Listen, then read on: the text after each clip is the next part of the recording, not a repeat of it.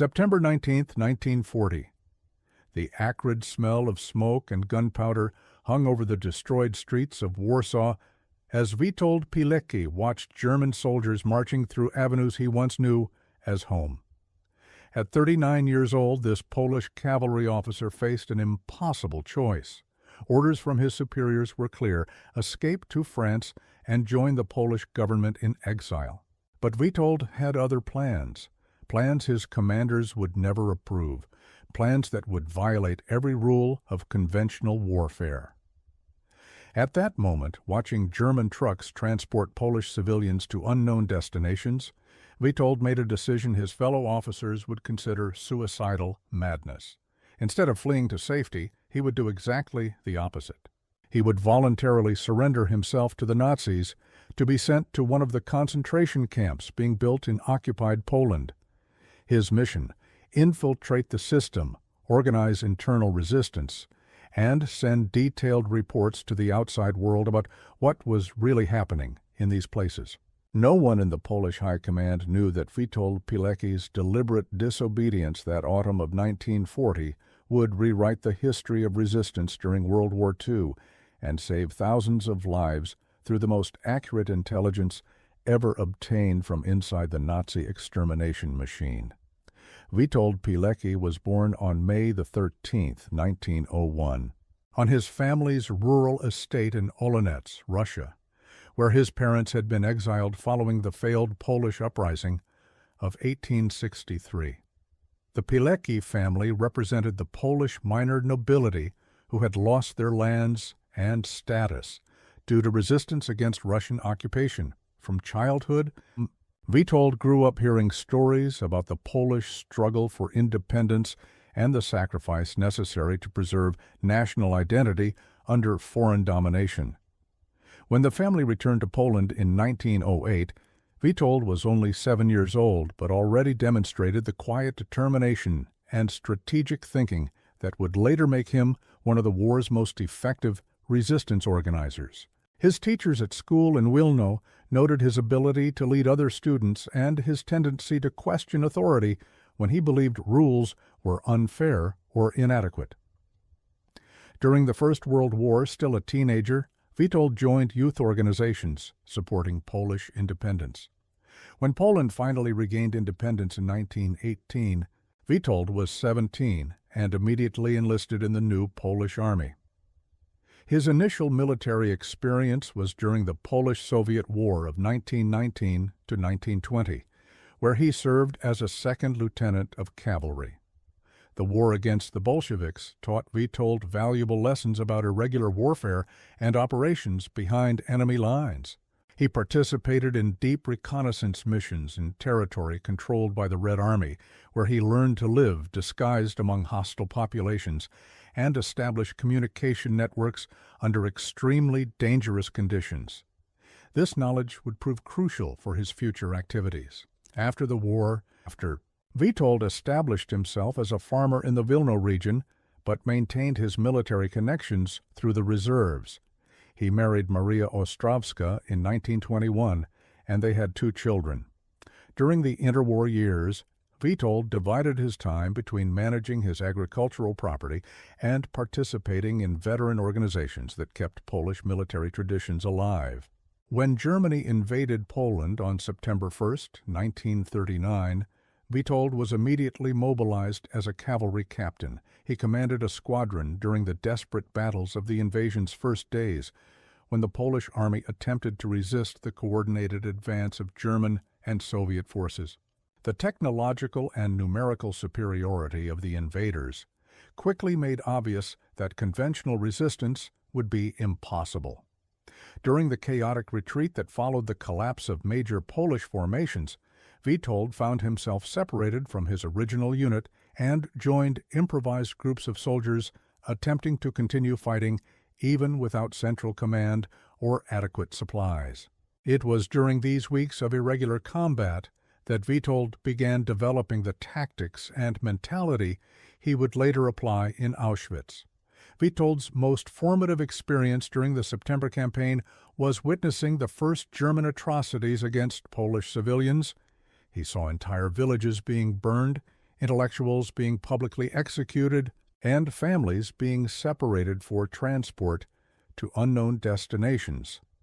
These experiences convinced Witold that German occupation represented an existential threat not only to the Polish state, but to the very survival of the Polish people.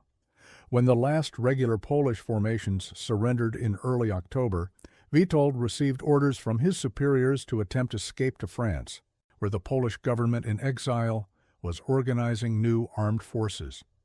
Many Polish officers followed these orders, making the dangerous journey across occupied Europe to join Allied forces in the West. But Witold made a different decision. He believed the most important fight would be waged in occupied Poland itself, where the civilian population needed organization and leadership to survive the brutality of Nazi occupation. Instead of fleeing abroad, Witold decided to remain in occupied territory and establish a clandestine resistance network. During the first months of occupation, Witold worked to create an organization that would later be known as Tajna Armia Polska, or Secret Polish Army. This organization had multiple objectives: collect intelligence about German activities, organize sabotage against enemy military installations, help hidden Polish soldiers escape abroad, and maintain civilian morale through clandestine newspapers and secret cultural activities. Witold's work during the first year of occupation gave him detailed understanding of how the German administrative system functioned in Poland. He observed that the Germans were establishing a complex hierarchy of labor camps, prisons, and special facilities that seemed to have purposes beyond simple economic exploitation. Reports from refugees and forced laborers suggested something much more sinister was being planned. By the end of 1939, Witold began hearing rumors about a new type of facility being constructed near the town of Auschwitz, known to the Germans as Auschwitz. Initial reports described Auschwitz as a concentration camp for Polish political prisoners, but details were vague and contradictory. Some refugees spoke about extraordinarily brutal conditions, while others suggested the camp had characteristics that didn't fit normal patterns of prisons or labor camps. Witold realized that obtaining accurate information about Auschwitz would be crucial for understanding German plans for occupied Poland. If Auschwitz really represented a new type of extermination facility, as some reports suggested, then the international community needed to be alerted before it was too late to organize an effective response. The problem was how to obtain reliable information from inside a facility the Germans kept under a total secrecy. External spies could observe activities around the camp's perimeter, but would have no access to internal operations that would reveal the installation's true purpose. Attempts to liberate prisoners to obtain information would probably fail due to rigorous security and result only in the capture of the agents themselves. It was then that Witold conceived a plan his resistance colleagues considered completely insane. Instead of trying to infiltrate a disguised agent into Auschwitz, he would allow himself to be captured by the Germans during a routine raid and sent to the camp as a genuine prisoner. Once inside, he would organize an internal resistance network and establish communication channels to send detailed reports to the outside world.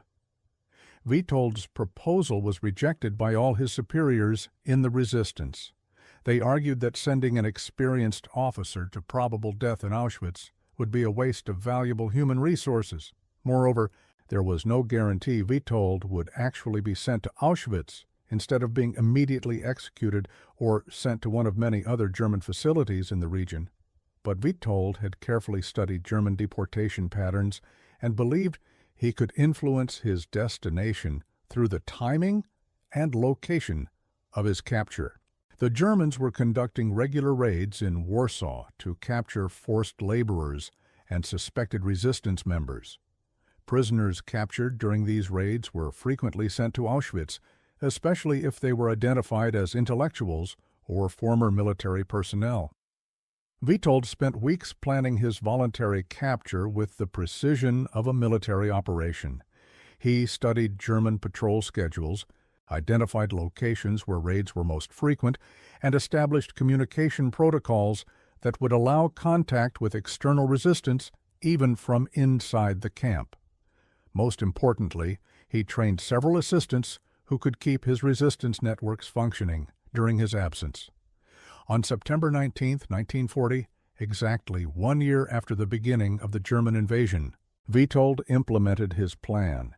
He deliberately positioned himself in an area of Warsaw where he knew a German raid was scheduled for that day. When German soldiers arrived, Witold didn't try to flee or hide, as most civilians did.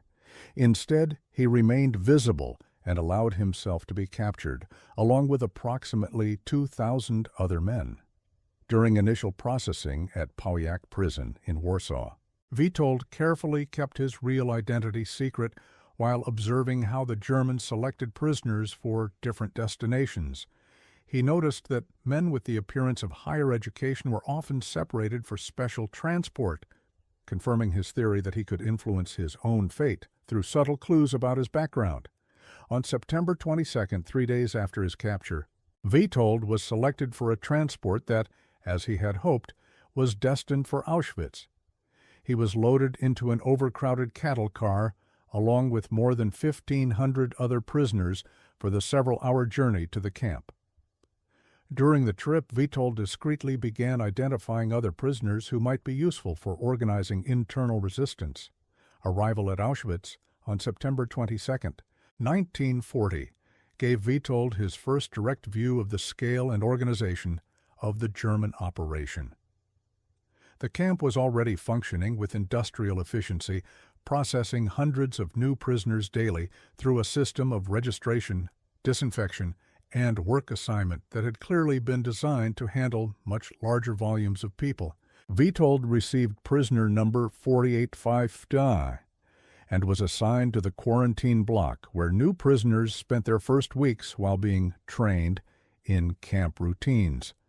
During this period, Witold carefully began establishing contacts with other prisoners and mapping the organizational structure of both the German administration and the internal prisoner hierarchy. What Witold discovered during his first weeks in Auschwitz exceeded his worst fears about German plans. The camp was not simply a forced labor facility or even a mass execution site. It was an experimental laboratory for industrial methods of extermination that could be applied on a continental scale. The facilities Witold observed were being constantly expanded and refined with the obvious goal of processing enormous numbers of victims with maximum efficiency. Even more disturbing, Witold realized that the Auschwitz operation was only the beginning of something much larger. Conversations among German guards and observations of construction activities suggested that similar facilities were being planned at other locations. If German plans were fully implemented, millions of people would be killed in coming years through methods being developed and tested at Auschwitz. Witold understood that alerting the outside world about Auschwitz was not just a matter of documenting atrocities, but preventing genocide on a scale unprecedented in human history. To accomplish this, he would need not only to survive the brutal conditions of the camp, but establish a sophisticated communication network that could transmit detailed information to organizations capable of responding effectively. The first challenge was simply staying alive long enough to complete his mission. Conditions at Auschwitz were deliberately designed to kill prisoners through combinations of starvation, disease, exhaustion, and random violence. Average life expectancy for new prisoners was measured in weeks or, at most, a few months. Witold would need to find ways to improve his survival chances without drawing undue attention from guards. Witold quickly realized that survival in Auschwitz depended as much on solidarity among prisoners as on avoiding attention from German guards. He began organizing small groups of mutual trust that shared food, information, and emotional support. These groups functioned as miniature resistance cells where members looked after each other and planned subtle forms of sabotage against camp operations. One of Witold's most important innovations was developing a communication system that allowed coordination between different camp sections without alerting German guards. He used a combination of visual signals, written messages hidden in predetermined locations, and verbal codes disguised as casual conversations about work or family. Through this communication system, Witold began recruiting other prisoners for an internal resistance organization he called Związek Organizacji Wojskowej, or Union of Military Organizations. This organization had multiple objectives: improve survival chances for its members, sabotage German operations whenever possible, prepare for an eventual armed uprising, and most importantly, collect detailed information about all camp activities. The most dangerous aspect of Witold's work in Auschwitz was establishing communication with the outside world.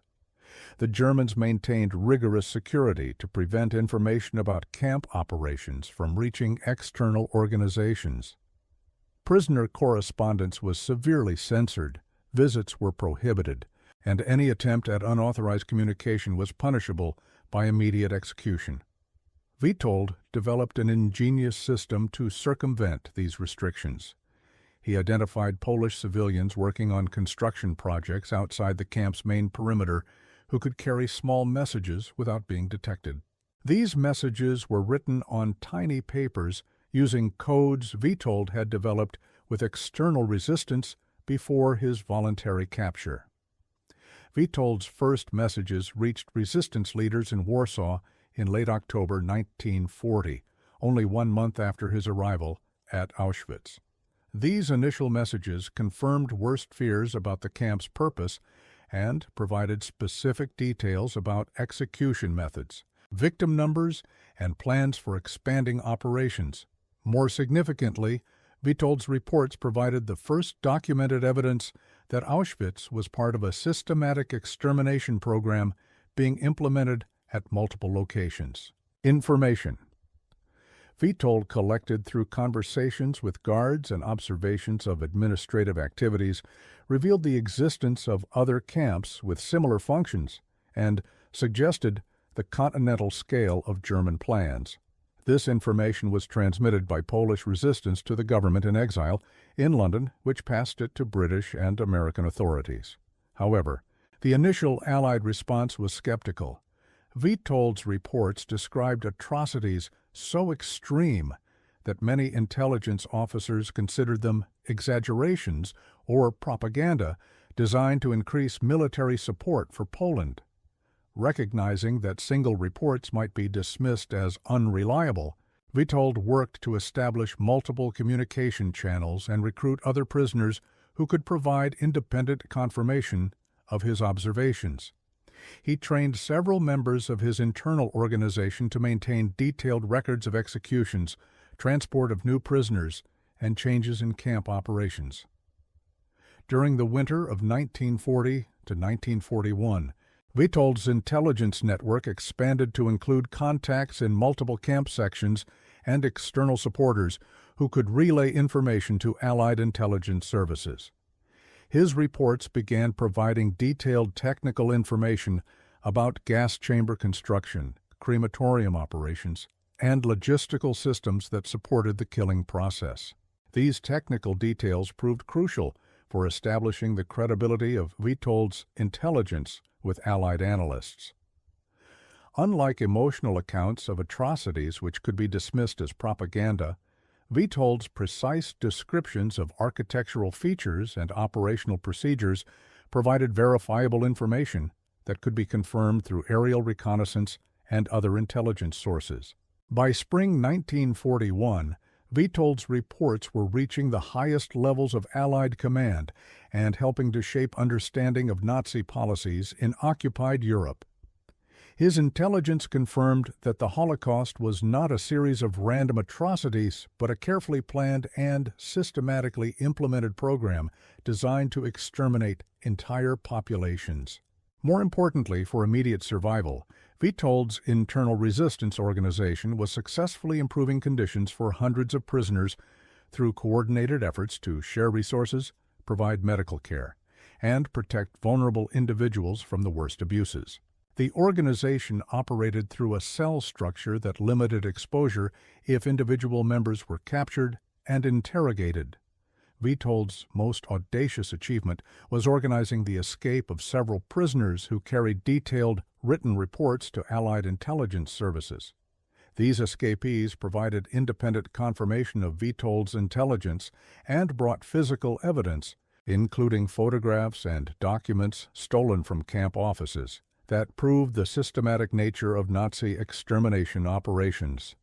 The escape operations were extraordinarily dangerous because failure would result not only in the execution of the escapees, but in severe retaliation against other prisoners. Witold carefully planned each escape to minimize these risks, while maximizing the intelligence value of the information the escapees could provide to Allied authorities. One of the most significant escapes organized by Witold occurred in June 1942, when 3 prisoners successfully reached Allied lines, carrying detailed architectural drawings of gas chamber facilities and operational schedules for mass killing operations. This intelligence provided Allied planners with specific targets for bombing raids and helped coordinate resistance activities in other occupied territories. As the scale of killing operations at Auschwitz expanded throughout 1942, Witold's reports became increasingly urgent in their warnings about the pace of extermination and the need for immediate Allied intervention. His intelligence indicated that German plans called for killing millions of people within the next 2 years unless operations were disrupted. Witold also reported that prisoners were beginning to organize more active resistance, including plans for armed uprising if sufficient external support could be provided. He requested Allied airdrops of weapons and communications equipment that would allow coordination between internal resistance and external Allied forces. However, Allied responses to these requests were limited by strategic priorities that placed higher importance on conventional military operations than on rescue efforts for concentration camp prisoners. While Witold's intelligence was valued for understanding Nazi policies, there was limited willingness to commit resources for operations specifically designed to save lives in the camps. This tension between intelligence gathering and rescue operations created moral dilemmas for Witold and his organization. They possessed detailed information about ongoing atrocities and had the capability to organize resistance, but lacked external support necessary for effective intervention to stop the killing. Witold began planning his own escape from Auschwitz in early 1943, recognizing that he could accomplish more by personally briefing Allied commanders than by continuing to send written reports that were not generating adequate response. His escape plan required careful coordination with external resistance and precise timing to avoid compromising other prisoners. On April 27, 1943, after 2.5 years in Auschwitz, Witold successfully escaped during a work detail outside the camp perimeter. His escape was facilitated by members of his internal organization who had spent months preparing false documents, civilian clothes, and safe house contacts for his journey back to Allied territory. Witold's return to Warsaw allowed him to provide detailed personal briefings to resistance leaders and Allied intelligence representatives about conditions in Auschwitz and the effectiveness of German extermination operations. His first-hand testimony carried weight that written reports had lacked and helped convince skeptical Allied officials about the systematic nature of Nazi genocide. More importantly, Witold's escape allowed him to advocate directly for military operations designed to disrupt concentration camp operations and save lives. He proposed specific plans for bombing transportation networks that fed victims to the camps and attacking facilities that supported the killing process. Witold also used his credibility as an Auschwitz survivor to advocate for broader Allied support for resistance operations in occupied Poland. His detailed knowledge of German security procedures and administrative systems provided valuable intelligence for planning sabotage operations and coordinating uprisings in other locations. Despite his escape from Auschwitz, Witold continued organizing resistance activities throughout occupied Europe for the remainder of the war. He participated in the Warsaw Uprising of 1944 and maintained contact with his former prisoners who continued resistance activities inside Auschwitz until the camp's liberation by Soviet forces in January 1945. The intelligence network Witold established in Auschwitz continued operating throughout the war, providing Allied forces with current information about German operations and helping coordinate rescue efforts for individual prisoners. His organizational methods were studied and applied in other concentration camps, where similar resistance networks saved thousands of lives. Post-war investigations estimated that Witold's intelligence reports reached Allied commanders containing information about the deaths of over 1 million people at Auschwitz and providing advance warning about planned operations that would have killed millions more. While Allied response was limited by strategic constraints, Witold's reports influenced decisions about bombing priorities, refugee policies, and post-war planning for occupied territories. More directly, the resistance organization Witold created inside Auschwitz saved the lives of hundreds of prisoners through coordinated efforts to share resources, provide medical care, and protect individuals targeted for execution. The organization's escape operations allowed crucial intelligence to reach Allied forces and provided testimony that became central to post-war prosecution of Nazi war criminals. Witold's post-war life was marked by continued conflict with communist authorities who viewed his resistance activities as threats to Soviet control over Poland.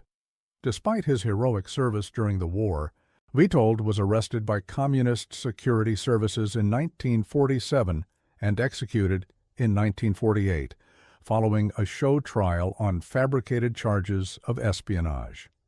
The communist government suppressed information about Witold's wartime achievements for decades, fearing that his example of resistance against totalitarian authority would inspire opposition to Soviet rule. Only after the fall of communism in 1989 did Polish society begin to recognize Witold's extraordinary contributions to the fight against Nazi genocide. Modern historical research has confirmed that Witold Pilecki provided some of the earliest and most accurate intelligence about Nazi extermination operations, helping document the Holocaust while it was occurring and providing evidence crucial for post-war justice efforts. His voluntary infiltration of Auschwitz represents one of the most courageous intelligence operations in military history. The mathematical precision of Witold's achievement is staggering in its scope and impact. Through his deliberate decision to violate orders and surrender himself to Nazi capture, one man provided Allied intelligence with detailed information about the systematic murder of over 1 million people and advance warning about planned operations targeting millions more. More broadly, Witold's story demonstrates how individual moral courage can challenge even the most sophisticated systems of oppression when combined with strategic thinking and careful organization. His decision to organize resistance from within Auschwitz rather than fleeing to safety represents a fundamental choice between personal survival and collective responsibility. The resistance network Witold created inside Auschwitz proved that even in the most extreme circumstances, human solidarity and organized opposition could provide hope and save lives. His methods of communication, resource sharing, and coordinated action became models for resistance operations in other Nazi facilities and influenced post-war understanding of how ordinary people could resist totalitarian control. Witold's legacy extends beyond his immediate impact during World War II to broader questions about individual responsibility in the face of systematic injustice. His willingness to sacrifice personal safety to document atrocities and organize resistance provides an example of moral courage that remains relevant for contemporary struggles against oppression and genocide. The question Witold's story poses to each of us is whether we would have the courage to deliberately place ourselves in mortal danger to save the lives of people we had never met and might never know. Would you have violated direct orders to flee to safety and instead volunteered for what appeared to be certain death in order to provide the world with truth about systematic murder? Witold Pilecki chose duty over safety, truth over comfort, and collective survival over individual preservation. His decision to get himself arrested and sent to Auschwitz saved thousands of lives and provided crucial evidence about one of history's greatest crimes. His story reminds us that sometimes the most important battles are fought not by following orders, but by having the courage to break them when human lives depend on individual action. Comment below and share this story, so others remember what moral courage really means when systems of oppression threaten innocent lives, and only individual action can provide hope for survival and justice.